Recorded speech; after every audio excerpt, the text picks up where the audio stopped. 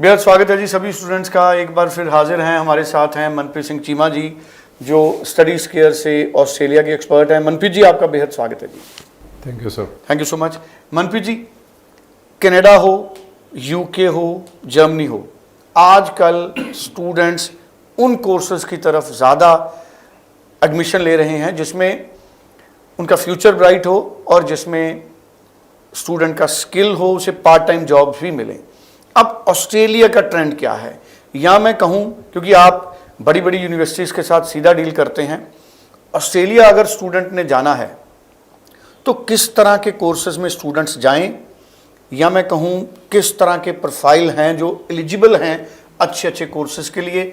तो आप कोर्सेज भी सुजेस्ट करो, प्रोफाइल्स और कोर्सेज दोनों को आप सुजेस्ट करो ताकि हमारे स्टूडेंट उन कोर्सेज में जाएं जिसमें उनको पार्ट टाइम जॉब्स भी मिलें और बाद में उनको पीआर के लिए भी रास्ते आसान रहें और इनकम भी उनको मिले, और ऐसे कोर्सेज जिसको पास करने के बाद हम कह सकते हैं कि किसी स्टूडेंट ने अपनी ज़िंदगी में करोड़ों रुपए वो कमा सकते हैं। ऐसे नहीं कि 6 महीने साल में करोड़ों रुपए कमा लेंगे, एटलीस्ट वो एक अच्छी इनकम वहाँ कमा सकें। जी सर, देखो सर, मेरे को ये लगता है कि कोर्सेज तो बहुत अवेलेबल हैं, बट यस जो बच्चे ऑलरेडी पुराने जो कोर्सेज चले आ रहे हैं कि अगर हम नॉर्मल एक आईटी का नॉन मेडिकल के बच्चे से बात करें तो वो बोलता है कि जी मुझे इंफॉर्मेशन टेक्नोलॉजी में जाना है, तो मेरे को लगता है थोड़ा सा बच्चों को अब अपनी थिंकिंग को भी चेंज करना पड़ेगा, बिकॉज आईटी फील्ड बहुत वास्ट हो गई है। आईटी में भी अब बहुत चीज़ें आ गई हैं, जैसे साइबर सिक्योरिटी आ गई है, नेटवर्किंग आ गया है, एआई आ गया है, तो गेम डिज़ाइन, बहुत चीज़ें आ गई हैं जो चेंज हो गई हैं, और इनके साथ बच्चों को और पेरेंट्स को भी थोड़ा सा चेंज होना पड़ेगा अपनी थिंकिंग को लेके, क्योंकि सिर्फ एक स्पेसिफिक एक जर्नल कोर्स लेके फ्यूचर में इतना स्कोप नहीं है जितना कि आप कोई स्किल जो अगर आप कोई एक स्पेसिफिक बहुत अच्छा जो ट्रेंड के हिसाब से जिस चीज़ की डिमांड बढ़ रही है उस चीज़ के अकॉर्डिंग अगर आप कोर्स लेते हो। सेम लाइक इन मेडिकल भी मैं यही बोलूँगा कि देखो अगर हर बच्चा नर्सिंग में जाना चाहता है लेकिन उसकी रिक्वायरमेंट भी थोड़ी हाई है, बट उसका ये मतलब नहीं है कि नर्सिंग के अलावा बच्चा कुछ कर नहीं सकता है, जब बच्चे का फ्यूचर नहीं है ऑस्ट्रेलिया में। देखो सर, नर्सिंग के अलावा हेल्थ साइंस के बहुत अच्छे कोर्सेज़ हैं, ठीक है, बायोमेडिकल साइंस एक बहुत अच्छा कोर्स है, बायोटेक्नोलॉजी है, बायोटेक्नोलॉजी की भी बहुत वास्ट है आगे जॉब। अगर आप देखो बच्चा हमेशा कोर्स देखता है लेकिन उसके करियर आउटकम नहीं देखता, वो नाम पढ़ लेता है। मैं हमेशा हर बच्चे को सुजेस्ट करता हूँ कि जब भी किसी भी कोर्स को सिलेक्ट करना है तो यूनिवर्सिटी के वेबसाइट पे जाके उस कोर्स के कंटेंट को देखें कि उसमें सब्जेक्ट्स क्या हैं, और उसके करियर आउटकम का एक ऑप्शन होती है, उसके करियर आउटकम में जाके देखें कि करियर आउटकम में क्या बनूंगा ये चीज़ करके। अगर बच्चा उस चीज़ को देख के कोर्स सिलेक्ट करेगा तो मुझे लगता है कि उसको और ईजी हो जाएगा अपने फ्यूचर में ये सिलेक्ट करना कि मैं एक्चुअल में करना क्या चाहता हूँ, ठीक है। सेम लाइक इन अगर हम मेडिकल नॉन मेडिकल की मैंने बात करी, ऐसे ही अगर हम कॉमर्स वाले बच्चों की बात करें तो हर बच्चा बोलता है जी बैचलर्स ऑफ कॉमर्स कर लो या अकाउंटिंग, लेकिन कोई फाइनेंशियल प्लानिंग के बारे में नहीं देखता है, कोई बैंकिंग के बारे में नहीं देखता है, जो कि बहुत अच्छे कोर्सेज हैं ये दोनों, फाइनेंशियल प्लानिंग और ये बैंकिंग। सेम अगर मैं आर्ट्स वाले बच्चों के लिए मैं बात करूं तो मैं वही बोलूँगा कि हर कोई हॉस्पिटैलिटी में नहीं जा सकता, टूरिज़्म के बहुत अच्छे कोर्सेज़ हैं और जर्नलिज़म के कोर्सेज़ हैं जिनमें बच्चे को देखना चाहिए कि हाँ मेरे को, क्योंकि इनमें कंपटीशन कम है। अगर हम दूसरे कोर्सेज़ के अकॉर्डिंग पैरेलल इनकी रेशो निकालें तो इतना बच्चा इन कोर्सेज़ में नहीं जाता है। मेरे को लगता है अवेयरनेस भी एक चीज़ है जिसके कारण बच्चे इन कोर्सेज़ में नहीं जाते, बिकॉज कंसल्टेंट्स उनको ऑफ़र ही नहीं करते हैं ये कोर्सेज़। तो अगर बच्चों को ये कोर्सेज़ ऑफ़र किए जाएं, अब एक मैं एग्जांपल देता हूँ कि जैसे हम सोचते हैं कि बीएड इज़ कंपलसरी अगर किसी ने एमएड करनी है ऑस्ट्रेलिया में, लेकिन कुछ यूनिवर्सिटीज़ हैं जहाँ पे एमबीए प्लस एमएड के कंबाइंड कोर्सेज़ हैं जहाँ पे बीएड के बिना भी आप एमएड कर सकते हो। बट द थिंग इज़ कि उसकी नॉलेज कौन देगा, बच्चे को बताएगा कौन? अगर हम कोर्स ऑफर ही नहीं करेंगे तो बच्चे को पता ही नहीं लगेगा कि मैं ये कोर्स कर सकता हूँ। अगर कोई बैचलर्स वाला बच्चा किसी भी बैकग्राउंड से रिलेटेड है, हर बच्चा मास्टर ऑफ टीचिंग कर सकता है, लेकिन कोई ऑफर ही नहीं करता क्योंकि उसकी रिक्वायरमेंट ज़्यादा है मास्टर ऑफ टीचिंग की।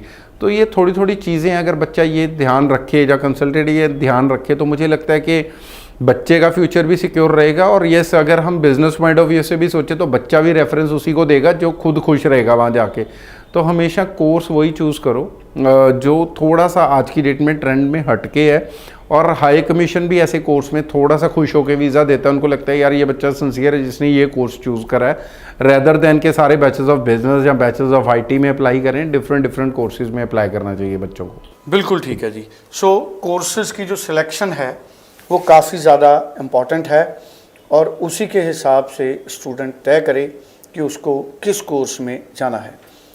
आमतौर पर अगर देखा जाए चीमा जी, क्या वहाँ भी ये मैटर करता है ऑस्ट्रेलिया में कि जिस कोर्स में आप गए हैं या जिस यूनिवर्सिटी में आप गए हैं, जब आप पार्ट टाइम जॉब्स करते हैं या उसके बाद भी आप जॉब करते हैं, पीआर के लिए क्या जॉब और कोर्स की रेलेवेंसी भी वहाँ ज़रूरी है लोकल लेवल पे?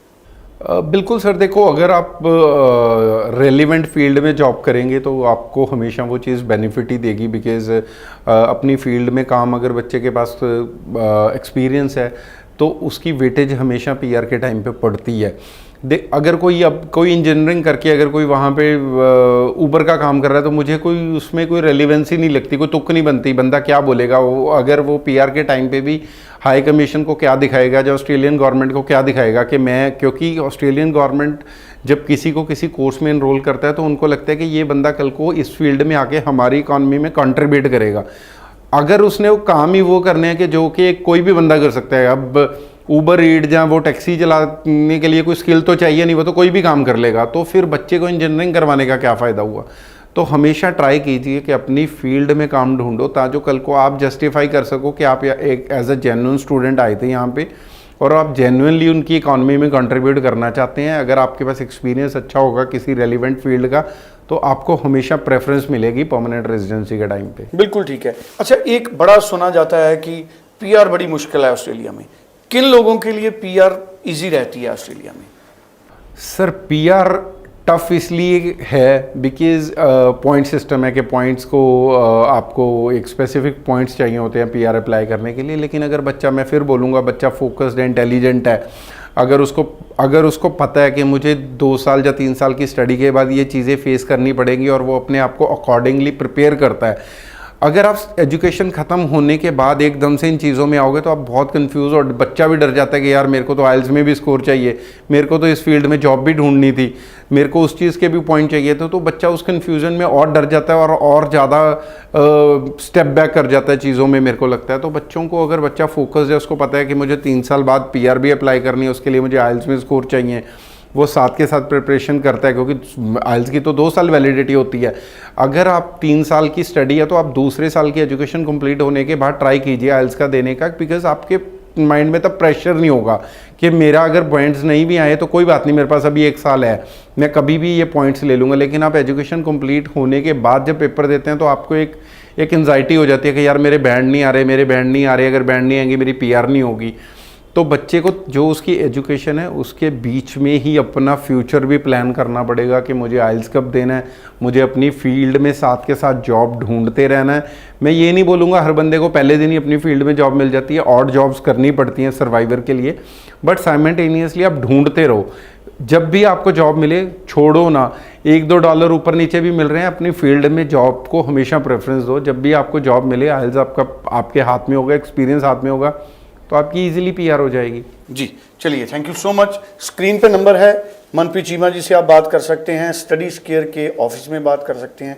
स्क्रीन पे नंबर है, आप व्हाट्सएप भी अपना प्रोफाइल कर सकते हैं। Thank you so much Cheema ji. Thank you sir.